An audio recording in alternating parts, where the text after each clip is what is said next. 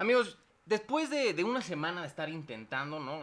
La idea era tener a Lisa con nosotros la semana pasada, pero pues un conflicto ahí de agendas no lo pudo permitir. Y hoy pues sí lo tenemos, pero en el formato pues que no estamos tan acostumbrados, que es grabado. O sea, yo la neta es que intento hacerlo esto en vivo, pues para que nos puedan echar preguntas y quien esté con nosotros lo pueda responder en vivo, pero pues entiendo perfectamente que pues siendo la directora general de México Unido contra la Delincuencia, pues sí eres una persona muy ocupada, Lisa. Hombre, más que eso es, em, fíjense que lo primero que les tengo que contar es que tengo COVID. No, no Entonces, friegues. una de las cosas con las que hemos estado peleando precisamente es con los temas de detección y pruebas y aislamientos y demás. Entonces, una disculpa por no haber podido estar la semana pasada, pero Hombre, justamente llevamos 3 semanas en este cuento del nuevo virus, así que pues la vida se ha visto bastante afectada. no friegues. Bueno, espero que no esté tan mal, ¿no? O sea, no hayas desarrollado síntomas tan graves del virus, ¿no? Afortunadamente no, pero igual había que estar al pendiente. Pues sí, ¿no? Qué bueno que pues, al menos ya estás recluida y pues ojalá todo salga bien para ti y tus seres queridos. Muchas gracias. Oye, Elisa, me acuerdo mucho de ti. Creo que la primera vez que supe de ti fue cuando. Creo que eres la primera persona que dijo coño en televisión nacional. Cuando hiciste como todo el recuento, así que te echaste como 2 minutos, mano, del rant, ¿no? De decir con el rollo de la Perorata mañana. contra la rifa, pero sobre todo Sí, contra la presencia del fiscal, sí, ¿no? bueno, En que creo que cualquier semejante persona. espectáculo. Exacto, o sea, todos estábamos viendo el show y tú decías, güey, es que, mira, está bien, o sea, entendemos el rollo político de la mañana, está bien, o sea, así se maneja, ¿no? O sea, pero, o sea, ¿por qué Hertz Manero está ahí parado, participando en este cirquillo, ¿no? Del cheque, ¿no? Que miren, recuperamos del juicio que aún no acaba y todos de, güey, es que, ¿cómo es posible? Y aparte se supone que la fiscalía es autónoma, entonces, ¿qué coño, no? Sí.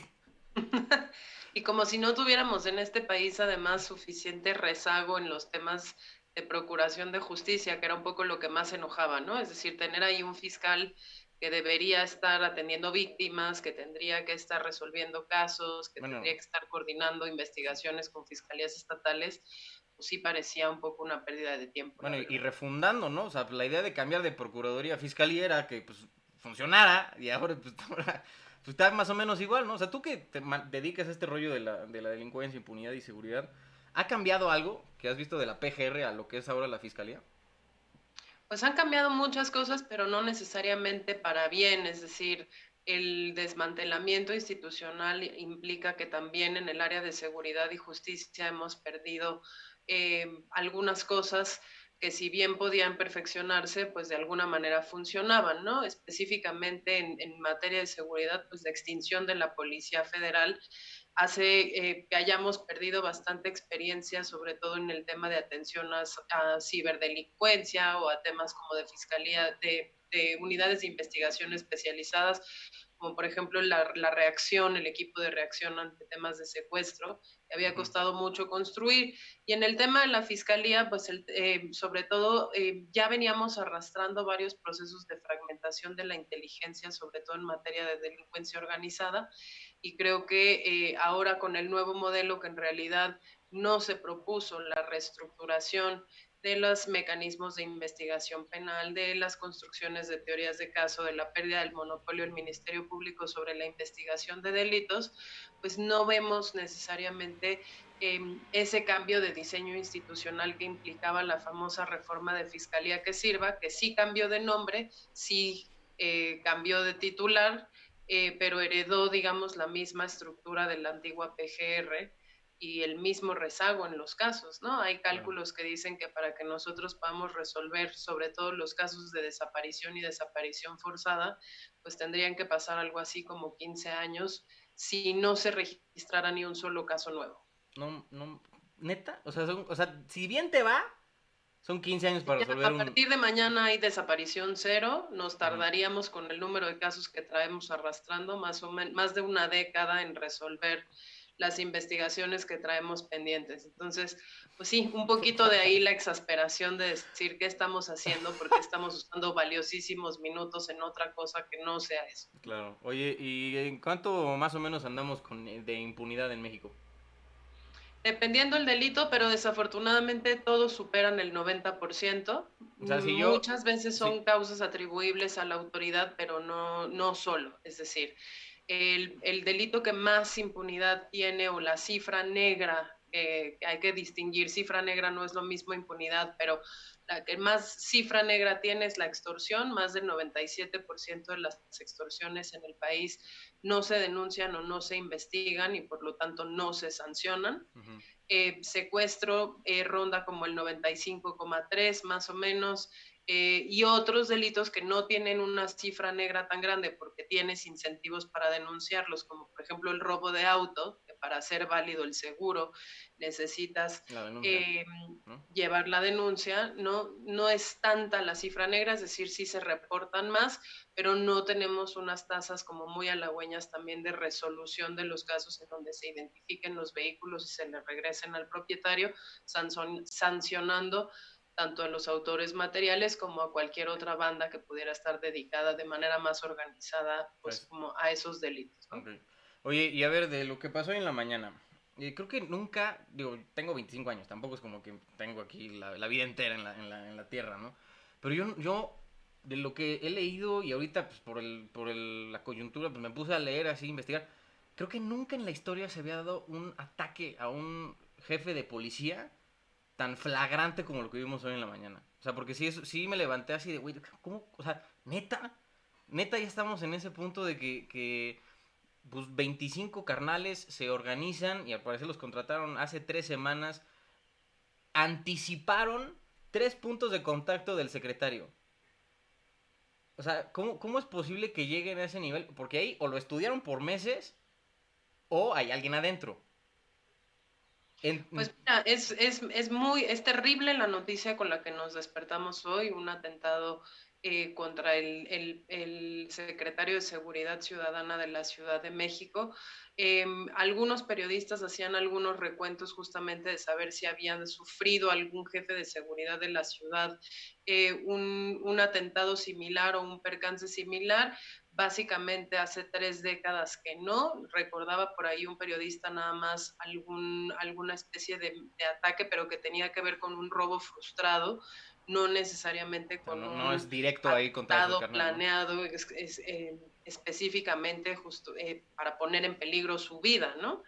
Entonces estamos hablando de una cosa muy grave, estamos hablando efectivamente de algo que tiene que ser investigado y llevado hasta sus últimas consecuencias, pero no solo contra los autores materiales, sino también contra los autores intelectuales. Es Claro. decir, si esto se lo adjudica algún grupo de la delincuencia organizada, es particularmente importante que sí se mande el mensaje de que el Estado lo que no puede es tolerar ni la victimización de sus ciudadanos, pero mucho menos la victimización de aquellos funcionarios públicos que tienen como misión garantizar la seguridad y la integridad de las personas, porque ese tipo de afrentas ya son ejercicios de intimidación de toda la administración Claro. pública, tanto en lo local como en lo federal. Ahí radica la gravedad, es decir, ya tener un atentado para justo afectar la integridad física o la vida de una persona, cualquiera que esta persona sea, ya es un acto grave, es un delito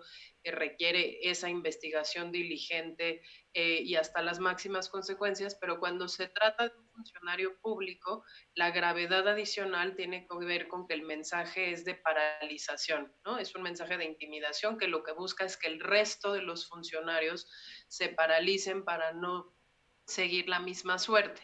Y eso lo vimos hoy en el caso de la Ciudad de México, pero lo vimos la semana pasada en el caso de un juez en En Colima, Colima, y claro. lo vemos desafortunadamente sistemáticamente con los jefes de seguridad municipal o con funcionarios estatales en muchos lugares que a veces pues no llegan a las primeras planas de los medios nacionales porque son jurisdicciones que están, digamos, más lejos del centro, ¿no? Ya. Oye, ¿y tú sí crees que, digo, han pasado horas, ¿no? De esto, al menos 8 horas de lo que estamos grabando ahorita. ¿Y sí crees que sí, que fueron contra él? O sea, que sí lo querían matar o era un mensaje así de, te podemos chingar en cuanto se nos dé la regalada gana.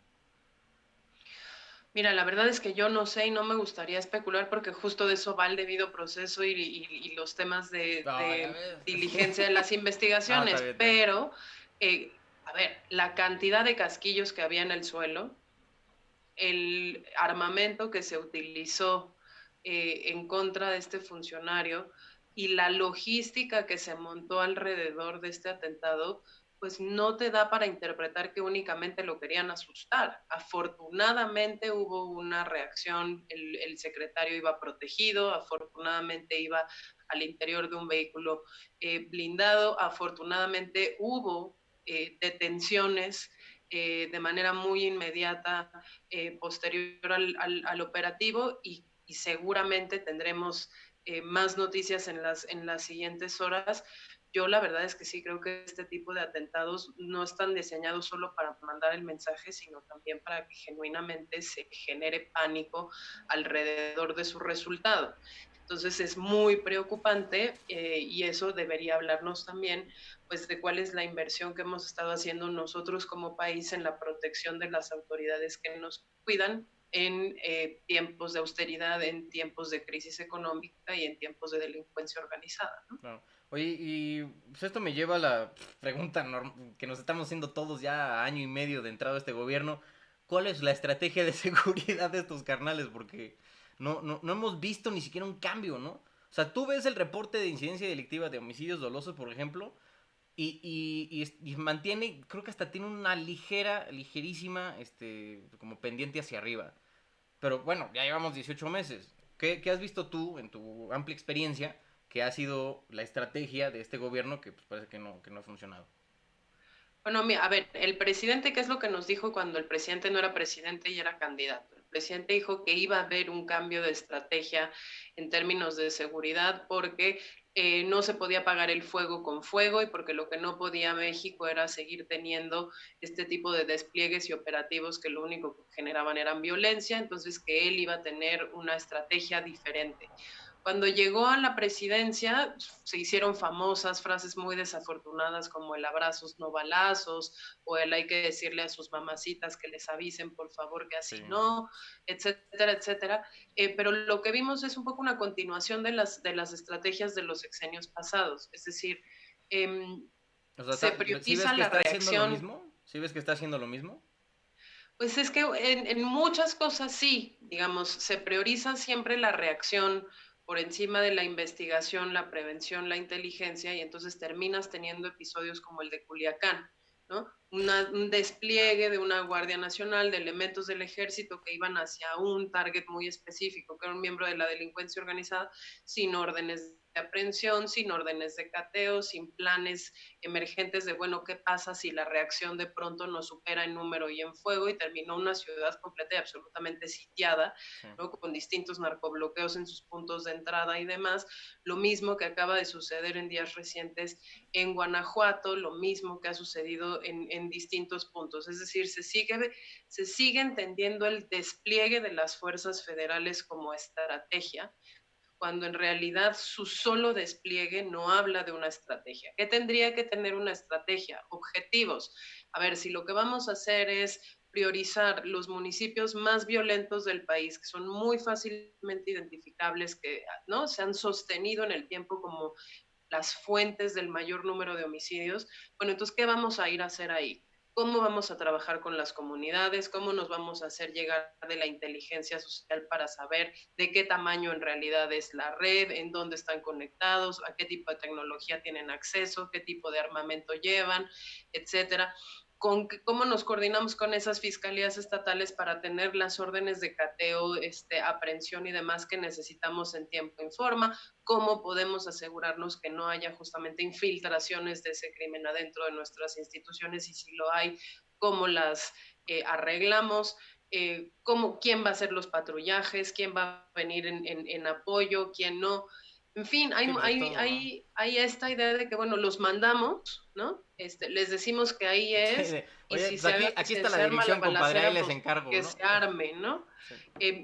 Eso no quiere decir que un cambio de estrategia tendría que despriorizar, eh, digamos, la desarticulación de las redes de crimen organizado. Claro que no, pero también quiere decir que no nos podemos concentrar solo en eso, porque gran parte de los delitos que se cometen en este país son delitos del fuero común que no necesariamente están asociados con esa delincuencia organizada a la que estamos acostumbrados en los reportes o en los sucesos como los de hoy, ¿no? Los grandes Claro. carteles violentos con células de sicariato y demás, sino que están muy asociadas a cuestiones territoriales. La Ciudad de México, por ejemplo, tiene muy identificadas cuáles son sus zonas de mayor incidencia delictiva, pero también tiene muy identificadas cuáles son las zonas de donde proviene la mayor cantidad de personas que entran en conflicto con la ley por la comisión de algún delito.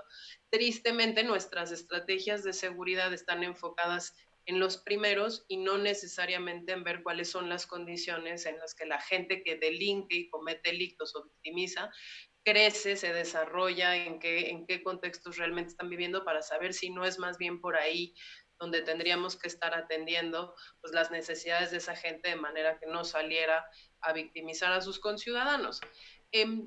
No vemos tampoco mayor inversión en temas de procuración de justicia.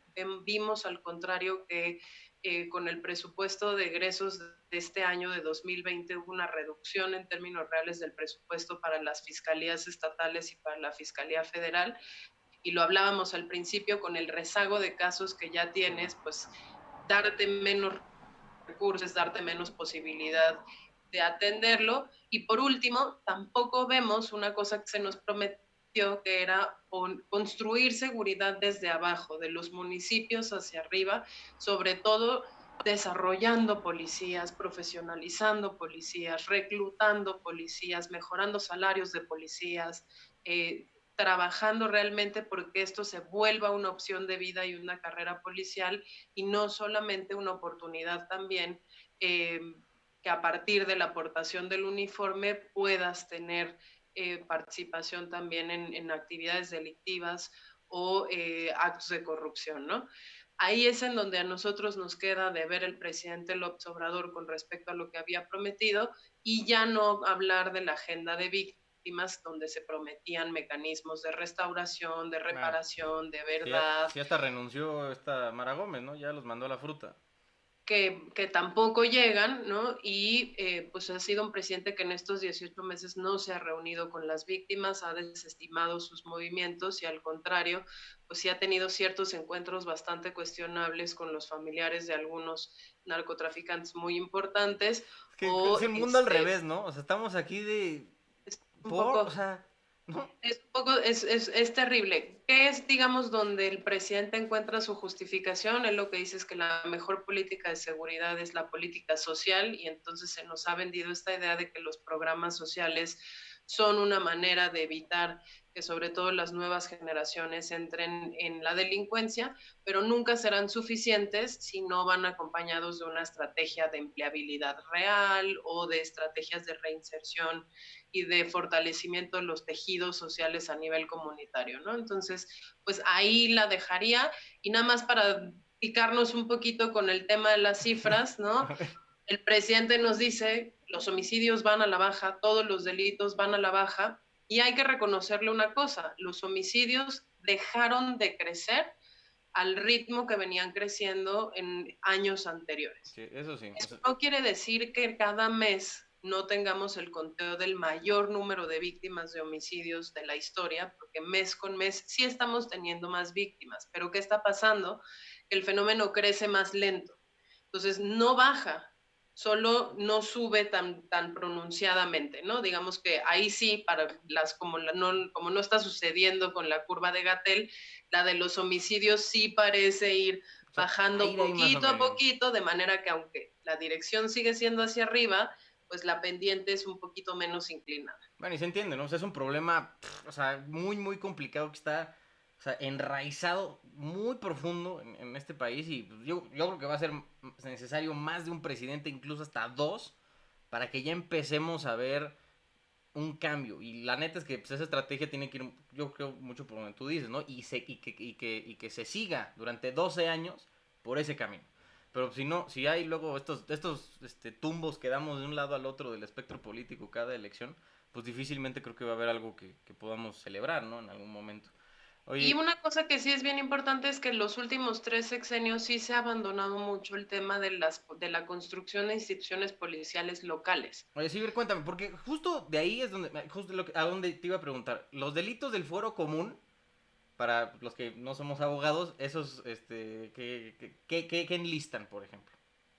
Los del fuero común significa que las autoridades encargadas de investigarlo son las locales y no la federal, porque O sea, los estados, responden ¿no? a dinámicas como más locales o a los códigos penales locales, ¿no? El homicidio es un delito del fuero común. El homicidio en primera instancia lo tiene que investigar eh, la alcaldía, la ciudad, el municipio en el estado en el que ocurrió antes de que lo investigue la federación. Estamos hablando, por ejemplo, de robo a transeúnte, robo simple, robo a casa habitación, eh, algunos delitos privativos de la libertad como el secuestro express, etcétera. Digamos, el mayor número de delitos que nosotros conocemos y que como ciudadanos sufrimos, quienes tienen la obligación de investigarlos y de sancionarlos son los estados, no la federación. El problema es que estamos muy concentrados en una estrategia que está atendiendo a aquellas problemáticas en donde la federación tiene injerencia, como el tráfico de drogas, el tráfico de personas, el tráfico de migrantes, etcétera. Y entonces estamos teniendo muchos operativos como hacia allá, pero que son operativos que también tienden a generar violencia, porque si tú mandas un operativo fuertemente armado con el ejército, evidentemente encontrarás una resistencia igualmente armada, igualmente numerosa, muchas veces superior, donde ya los intercambios ya no son ni de investigación ni de información, sino justamente pues de balazos en donde se pierden muchas vidas humanas desafortunadamente. Pero no tenemos, en algo así como 500 municipios, no tenemos policías municipales. A Los ni uno. estados perdieron un sexenio entero la administración pasada en discutir si era mando único, mando mixto o cada policía su mando y entonces no había un mando unificado en los estados. Perdimos muchísimo tiempo también desfondando las policías municipales para darle dinero en sueldos y sobresueldos a las Fuerzas Armadas para que ellas entraran a hacerse responsables directamente de la seguridad de los estados y vivimos muchos procesos de corrupción cínica y a Claro. raudales que impidieron que estados como Veracruz, con tantas broncas de desaparición, ejecuciones extrajudiciales, robo de combustible y demás tiene, no pudieran ya costear el funcionamiento de sus policías y de sus fiscalías, y ahí teníamos al ejército haciéndola hasta de policía de tránsito, ¿no? Entonces, ¿qué es, ¿qué es esa agenda abandonada? La de las policías. Y yo sé que mucha gente que nos va a ver va a decir, pero las policías están todas coludidas o las policías no tienen ni en qué caerse muertas. ¿Cómo le vamos a dejar la seguridad a las policías municipales o a las policías estatales? Y tienen razón.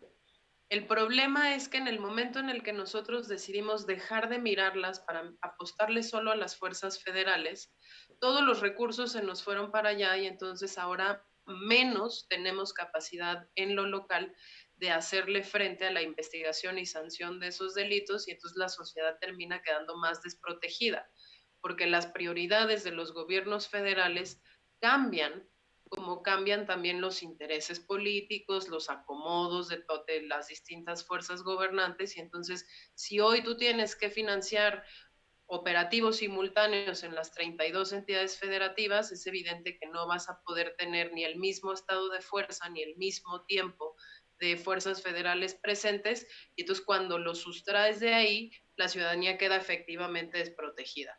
¿Qué es lo que tendríamos que hacer o lo que organizaciones como la mía han propuesto? Decir, bueno, si vamos a utilizar a las Fuerzas Armadas de forma extraordinaria, focalicémoslas en aquellas conductas que verdaderamente tienen que tener la participación de las Fuerzas Armadas, ¿no? El tema de la defensa, por ejemplo, eh, de los temas de crimen organizado más grandes que incluso están relacionados con cuestiones transnacionales, ¿no? O sea, que La, participen en un operativo ya más fuerte, ¿no? O sea, pero no en todo.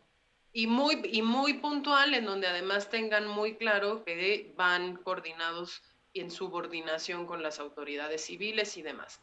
Todo lo demás, en realidad sí tiene que caer en las manos de policías municipales y estatales, porque son los que conocen la comunidad, los que están arraigados, Claro. los que saben cuál es incluso la geografía de la demarcación en la que están asignados, y no podemos abandonar esa parte financiando solo lo anterior. Entonces, ¿qué necesitamos? Si los vamos a usar a los federales, usarlos para cosas bien puntuales, de manera que todos los demás recursos los podamos concentrar en ir poquito a poquito generando esas policías que necesitamos y queremos para que cuando ya las tengamos realmente podamos dejar de utilizar a esas Fuerzas Armadas. No hacerlo crea lo que llamamos comúnmente las profecías autocumplidas. Es decir, tú primero te dices, no tengo suficientes policías o no son lo suficientemente buenos para hacerse cargo de esto y por eso necesito a los militares. Y una vez que tienes a los militares, costearlos, ¿no? Te hace no poder invertir en esas policías y ahora sí, nunca tienes a esas policías porque la sola presencia de las fuerzas federales se chupa todo el dinero y toda la energía que realmente necesitabas invertir del otro lado. Entonces, acotarlo, regularlo, vigilarlo, fiscalizarlo, todo aquello que hagan las Fuerzas Armadas para ir dándoles cada vez menos responsabilidades mientras vamos creciendo lo otro.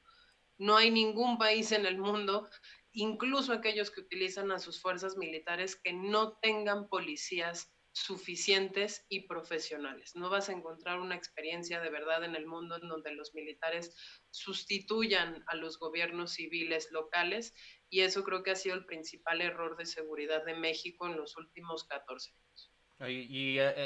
¿A qué año o a qué momento rastrearías el inicio de este como de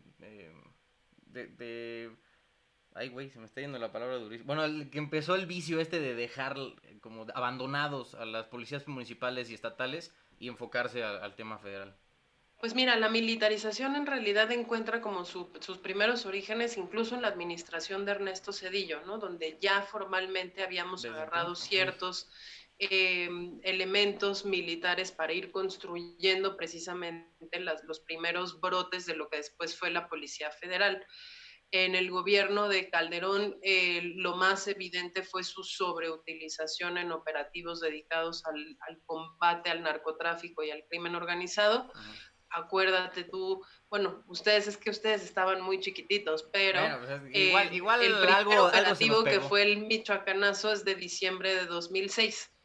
¿Qué Y fue eso? hay una investigación muy, de hecho, bastante completa que hizo el Instituto Belisario Domínguez del Senado de la República cuando discutíamos la Ley de Seguridad Interior en el 2016, que lo que hace es el recuento de cuántos estados fueron utilizando cada vez más la fórmula de estos operativos y por lo tanto tuvieron que ir pagando junto con la federación la presencia de los militares en seguridad pública en sus estados, dejando de lado las obligaciones que tenían de hacerse cargo de las policías.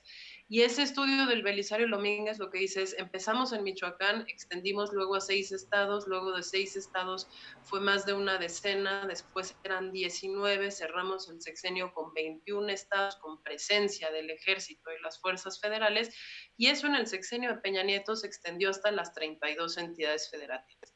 Entonces, el tema ahí es muy claro cómo la gente en realidad puede trazar el hecho de que una idea que se suponía que era para un solo lugar, para un solo momento muy específico, terminó siendo la solución que mágicamente se extendió como hongo en todo el país y ahora lo que es muy difícil es regresar Claro. a utilizarlos solo en lugares y con objetivos muy específicos y muy concretos. Eso para decirte dos cosas. La primera es que no es exclusivo de este sexenio el abandono policial, tristemente, lo venimos arrastrando desde hace muchos años, pero dos, que es la fórmula perfecta para desresponsabilizar a los gobiernos locales, porque claramente quien carga todo el descrédito de si la estrategia de seguridad funciona o no es el gobierno federal y el presidente en última instancia. Claro. ¿Y cuándo has escuchado que hagamos una campaña para decir el presidente de Zacatlán,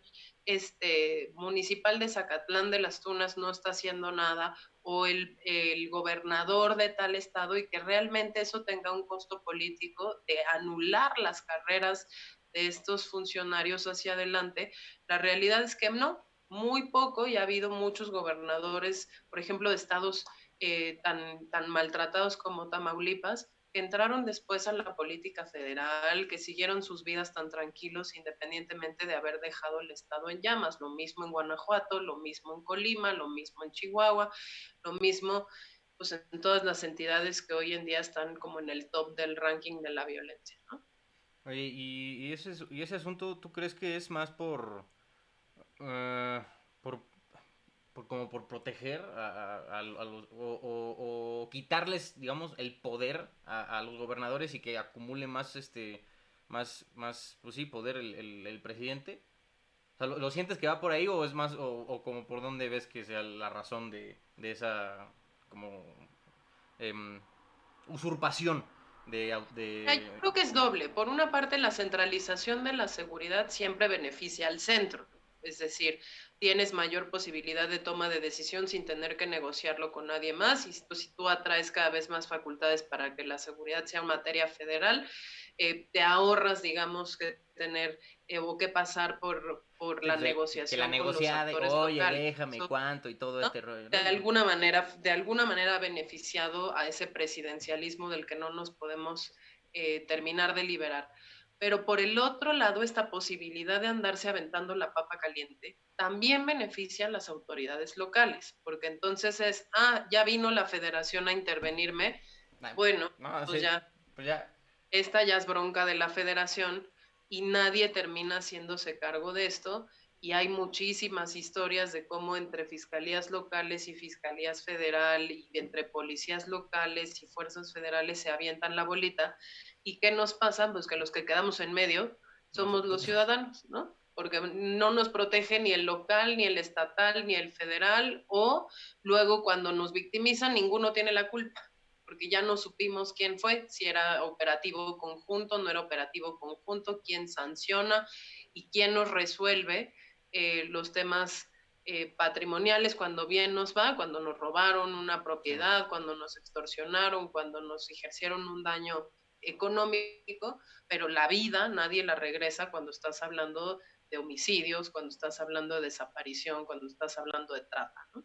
Oye, a ver, danos como un panorama muy, pues, básico, facilito de entender de cómo está el rollo de un proceso penal en este país y como dónde están los agujeros por los que comúnmente se escapa a alguien que es probablemente responsable. O sea, como por ejemplo, a lo mejor podemos poner el ejemplo concreto de lo que pasó con la Unión Tepito, que ves que arrestaron a 30 y, ¿qué fue? 31 personas y creo que a los 3 días 30 ya estaban libres.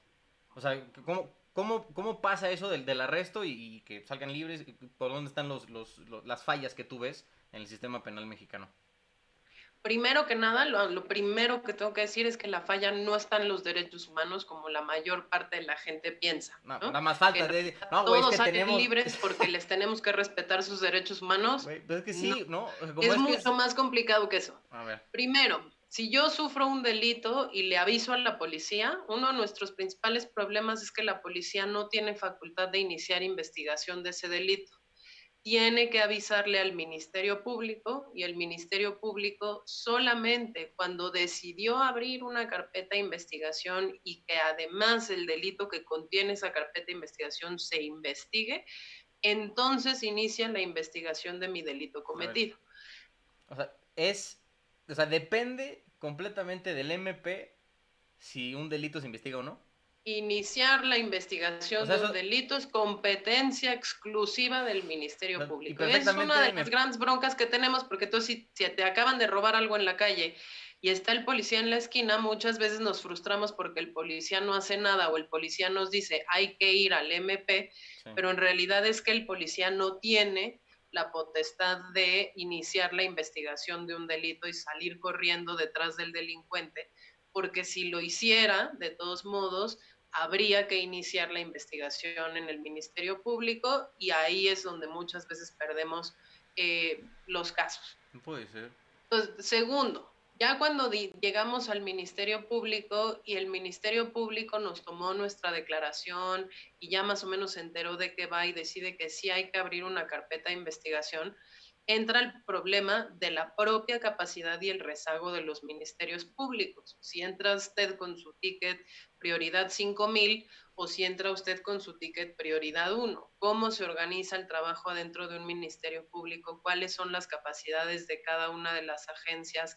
¿Qué tipo de delitos se investigan? Es también un reto porque no todos los ministerios públicos tienen ni los médicos legistas ni el personal suficiente o atienden un volumen de casos tan tremendo que a lo mejor al mío van a llegar en semanas, en meses o en años si es que llegan. Entonces ahí ya entramos a otro embudo en donde de todas las carpetas de investigación que se abren, no todos los delitos se investigan de manera inmediata o se investigan. Muchos de ellos, por ser prioridad cero, se van al archivo y entonces se quedan en la cifra de los que fueron reportados, pero no fueron sancionados. Y luego, cuando ya llegamos a este hilito chiquitito de aquellos que sí van a poder ser Ya la investigados. gotita de la gotita, sí. Okay. Sí, pues ya, ¿no? Como si fuera embudo, ya Sí. las 3 gotitas que sí logran caer, ahí nos encontramos con otros problemas de capacidad que sí son bien importantes y que a mí me gusta mucho contárselos a la gente para que entonces nos ayuden a demandar que haya la voluntad política, el dinero y las acciones para que eso se corrija. A ver. Entras a judicializar los casos. ¿Qué significa eso? Que ahí entran los abogados litigantes a defender víctimas e imputados. Y el gran problema que ya es el tenemos en juicio como tal, México. ¿no? ¿Mandé? ¿Ya es el juicio como tal? Antes del juicio, digamos que se presentan todas las pruebas, ahí está, ya el MP dijo, esta es la investigación, de esto se trata, este es el delito que se tiene que perseguir, y muchas veces ahí, antes de llegar con el juez, lo que nos damos cuenta es que los ministerios públicos tipifican mal el delito. Muchas veces no es por mala onda, ¿no? Sino porque ¿Por genuinamente ignorancia? o la investigación se hizo mal y los elementos que tenían les daban para decir es este delito y cuando se desahoga la defensa y las pruebas, ahora sí ante el juez, resulta que pues no lo puede acusar de este delito, lo tenía que haber acusado de este otro Y ya valió y como sorbete. ya no lo hizo, pues ya se acabó. O no preparamos lo suficiente a nuestros defensores y asesores jurídicos para que pudieran litigar de manera verbal en el sistema oral. Todos estaban muy acostumbrados a llenar oficios así tal cual y entonces la oralidad frente a un juez también termina siendo un problema que muchas veces termina subsanando el mismo juez, ¿no? O sea, motivando a que los defensores, los litigantes hablen y defiendan a sus víctimas o a los imputados para que él pueda tener suficientes elementos para dictar una sentencia. Y en ese periodo entra otra parte que es bien importante, tanto defensores como asesores jurídicos, que serían las dos formas, digamos, de abogados de oficio pagados por el Estado a los que podríamos tener O sea, son como acceso, abogados ¿no? públicos. Uno, Así, si ¿no? yo soy imputado, tengo acceso a una defensa, y si yo soy víctima, tengo acceso a un Asesor jurídico. asesor jurídico que en mi calidad de víctima me va a defender también. Okay. Y eso se supone que lo estamos financiando todos con impuestos y el Estado tiene la obligación de capacitarlos. Entonces, el problema es que muchas veces tanto defensores como asesores jurídicos conocen de nuestros casos 5 minutos antes de las audiencias, porque les asignan 10, 20 casos al día, ¿no? Entonces, pues es muy difícil que con 5 minutos, en mi caso, tengan elementos y pruebas para defenderme bien y litigar bien en el proceso oral. Claro. Y eso, pues evidentemente, aumenta la simetría de un país ya de por sí desigual. ¿Quién va a tener mayores probabilidades del acceso a la justicia? Pues quien tenga una mejor defensa. ¿Quién tiene una mejor defensa? ¿Quién tiene dinero? Entonces, ¿qué tendríamos que hacer? Pues uno, fortalecer a las policías y darles también facultad de iniciar la investigación de los delitos. Dos, aumentar las capacidades de los ministerios públicos para que puedan investigar bien el delito y tipificar bien los delitos, mantener bien los registros y hacer bien esa investigación. 3, capacitar a las figuras que nos van a defender en litigio ante los jueces, que son los asesores jurídicos y las defensorías.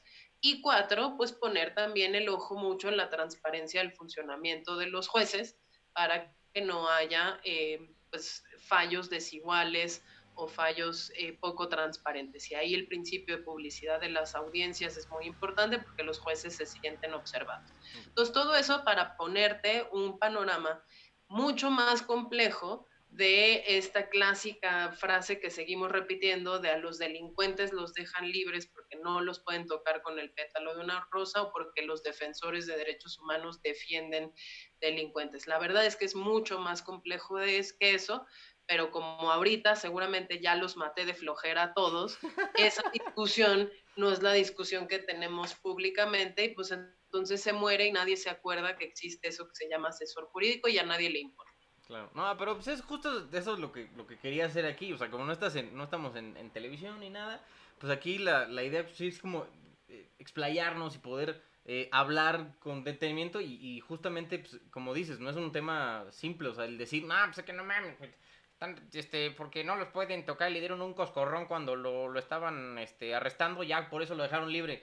Pues, güey, es que Bueno, también, y luego hay que entrarle también a la parte justo de la legalidad, ¿no? O sea, si nosotros que de no hecho fue hicimos bien los operativos y no llevábamos todo lo que la ley dice que tenemos que llevar, pues como estamos esperando que los jueces no desestimen esos Claro. casos.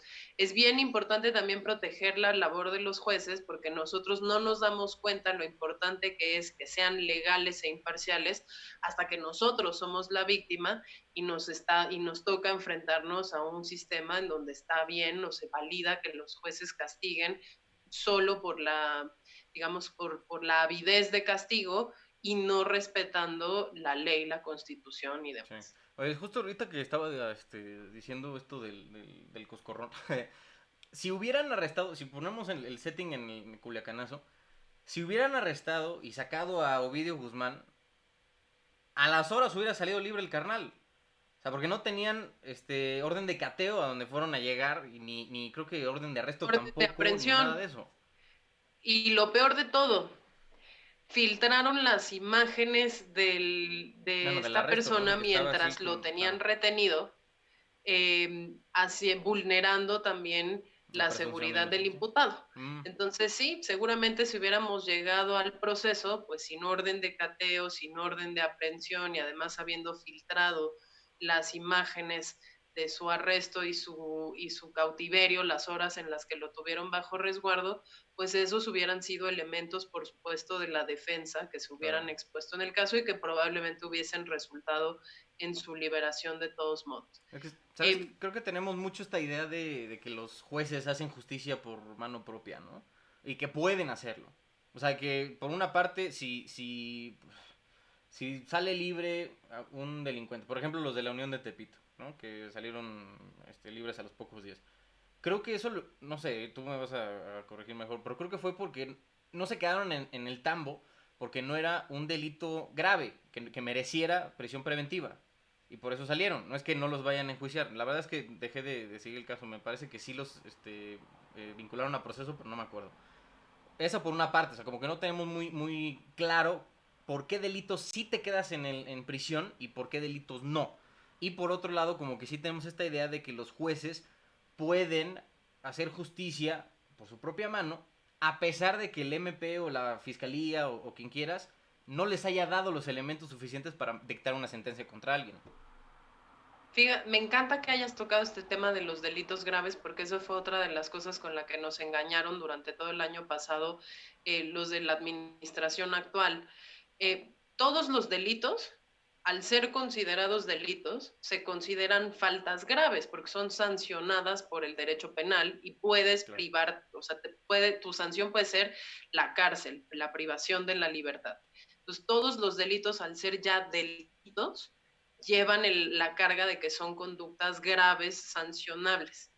Pero no todos los delitos justamente ameritan que la persona se quede privada de su libertad en lo que se desarrolla la acusación y en lo que se desarrolla el proceso penal en su contra, es decir, hasta que se dicte una sentencia, se llevaría a la gente a la cárcel y no tendrías a la gente en la cárcel hasta que le pruebes si realmente es culpable y le dictes la sentencia. Y ahí, pero Todas eso es las ridículo, series que ¿no? nosotros vemos gringas, Sí, los imputados van a la cárcel una vez que el juez dice es usted culpable y entonces ahí le ponen las esposas y y ahí ya se se lo lo llevan a llevan, la ¿no? cárcel. ¿Qué pasa en México? Que en México nos hemos autorizado en en este gusto y esta adicción que tenemos por el castigo, a que prácticamente toda conducta amerite que la persona pase su proceso en la cárcel. Y eso tiene una consecuencia horrible para las policías, porque entonces policías y fiscalías arrestan para investigar y no investigan para arrestar. Entonces, ahí hay otro vicio. Si yo te llevo por un delito que está en el famoso catálogo de delitos graves del 19 constitucional, que te va a dejar en prisión de manera automática, tiendo yo a tener todos los peores incentivos, uno, para acusarte de esos delitos y no de los que hayas cometido, y dos, para solo buscar la persecución de esos delitos porque es lo que me Claro. tiene las cosas más fáciles. ¿Cuál es uno de esos delitos? La posesión de marihuana.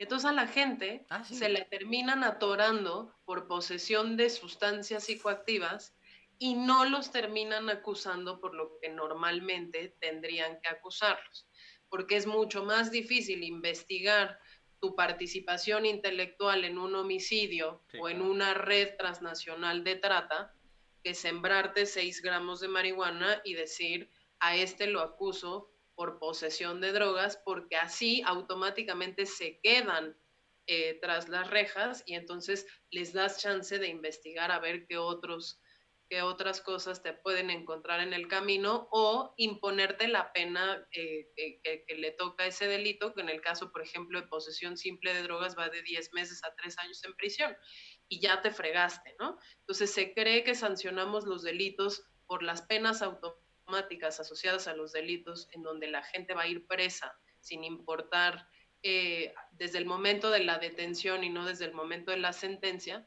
pues nos ha generado una serie de broncas de funcionamiento institucional en donde ya solo perseguimos eso o en vez de sancionar el abuso sexual de un menor que podría tener penas de más de 15 años de cárcel, pues decimos, mira, como eso va a ser bien difícil de probar porque hay que investigarlo y hay que hacerlo y no sé qué, pues entonces ponle un gramo de cocaína y Y que se ahí vaya al lo tambo vendo. 3 años y ya. Y nos terminamos sacando las broncas así. Y eso está mal, ¿no? Porque Claro. uno, vamos a terminar metiendo todos los delitos a esa salvedad del 19 constitucional, que fue lo que hizo este gobierno, corrupción, delitos electorales, no sé qué, todo métanlo ahí, y todos celebraron diciendo, sí, claro, que Sí, bueno, que de se pudo, vaya, todos en la cárcel, como si fuera porque, la ¿no? panacea, ¿no? Y entonces dejamos de investigar todos otros aquellos delitos que en realidad sí necesitan que la autoridad pruebe que la persona participó en ellos para poderlas acusar. El último problema de la cadena de ese tipo de enfoques es que 4 de cada 10 personas en las cárceles mexicanas están en prisión sin haber concluido su juicio, o sea, sin haber sido formalmente probadas culpables del delito que se les imputó. 4 de cada 10 están No ahí manches. sin sentencia en un país donde sabemos que las cárceles son universidades del crimen, son Claro. territorios autogobernados por el crimen organizado, son espacios inseguros para las propias personas e insalubres porque están saturados. Entonces, validar esto de que era mejor que los agarraran y se quedaran ahí a decir, realmente necesitábamos que para agarrarlos tuvieran las investigaciones sólidas que permitieran refundirlos por los delitos que sí cometieron, ¿no? Pues nos termina victimizando a todos, porque entonces a ti y a mí, el día que nos quieran agarrar, nos van a agarrar por algo que amerite prisión automática y podemos estar hasta 24 meses en prisión, que es el máximo que ha registrado INEGI, presos sin que se nos pruebe la culpabilidad de absolutamente ningún delito. Oye, ¿cuánto dura más o menos un juicio penal Uy, en bueno, México? depende. El caso de Israel Vallarta, que es el implicado justo con Florence Cassés del montaje aquel famoso en los Sí, tiempos sí. de Calderón, el tipo lleva 14 años en prisión y sigue Y, sin tener su proceso concluido, ¿no? Y hay unos que pueden ser quizás mucho más expeditos, pero dependiendo de eso, de qué acceso a qué defensa tengas y cómo puedas tú como interno o tu familia hacer frente a esa situación, porque hay muchas veces que la gente abandona los procesos penales simple y sencillamente porque ya no puede pagar los honorarios de los abogados o porque ya no puede pagar también el coyotaje que se da mucho en las defensorías de oficio. ¿Qué es eso? Pues que te piden que digamos el servicio es gratuito, pero de todos modos el abogado te dice necesito 5 perfumes o no necesito que me pague 1,000 pesos o tal, que Ah, para ya, creo que familias que no sí. tienen recursos, Ya me acordé que justo hacer como que te eso es cobraban, prohibitivo. ay, ¿qué era? Como las copias de la carpeta, que al final es tu derecho, ¿no? Saber de qué te están acusando y qué es lo que tienen, Ah, que bueno, te aparte, cobran, las ¿no? copias te las cobran y cuando tu expediente son miles de Sí, páginas, pues también incluso tener copia de tus propios expedientes te cuesta y hay muchísimas familias que no tienen ni 100 pesos para pagar eso, ¿no? claro. Oye, ¿tú crees que el modelo, digo, esto creo que es como un poco paralelo a la conversación que estamos teniendo, ¿crees que el modelo de privar a alguien de la libertad, de meterlo a la cárcel, funciona?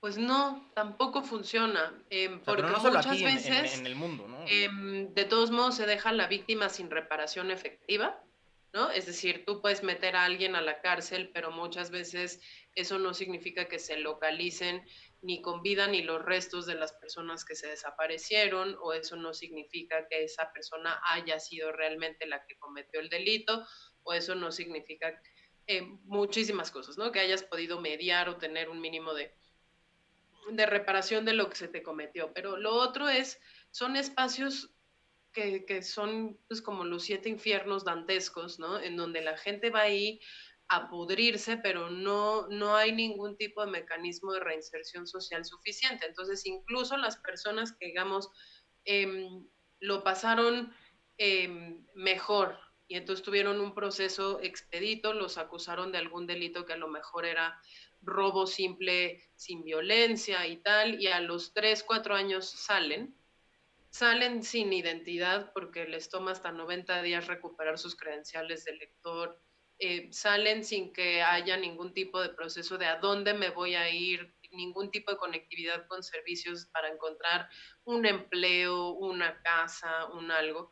Y muchas personas, sobre todo aquellas jóvenes que vienen de sectores muy pauperizados, muy vulnerables, regresan exactamente al mismo lugar que los expulsó sin nada nuevo, ningún tipo de apoyo nuevo bajo el sol, y entonces el ciclo de entrar en conflicto con la ley se repite, se repite, se repite, al punto que para muchas personas ya es más seguro estar adentro de las cárceles que regresar a las calles, ¿no?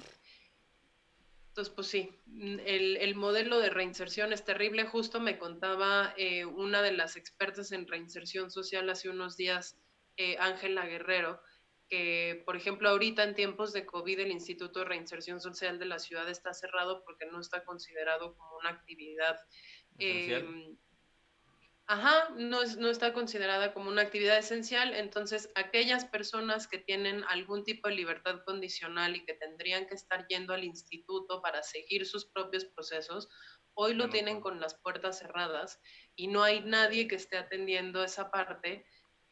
Así tengas toda la voluntad y ya hayas cumplido tu pena y tengas toda la voluntad de volverte un ciudadano ejemplar, pues no hay ningún tipo de ayuda o incentivo para que lo logres. Oye, y si fueras así, te vamos a nombrar dictadora de Lisalandia.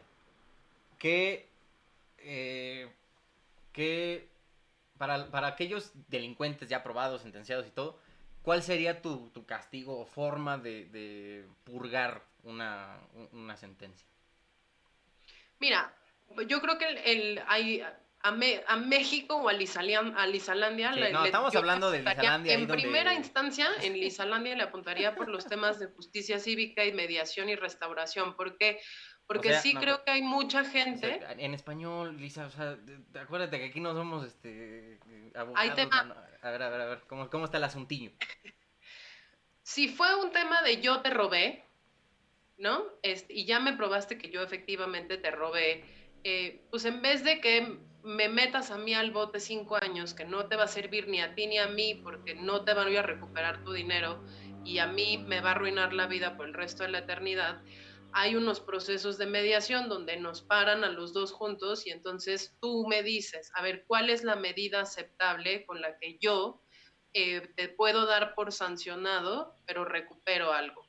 Ah, pues ¿sabes qué, Lisa? Aviéntate 1000 horas de servicio comunitario para que son las mismas horas que a mí me costó ganar ese dinero Ujú. y reintégrame la mitad o reintégrame Oh. lo que me robaste.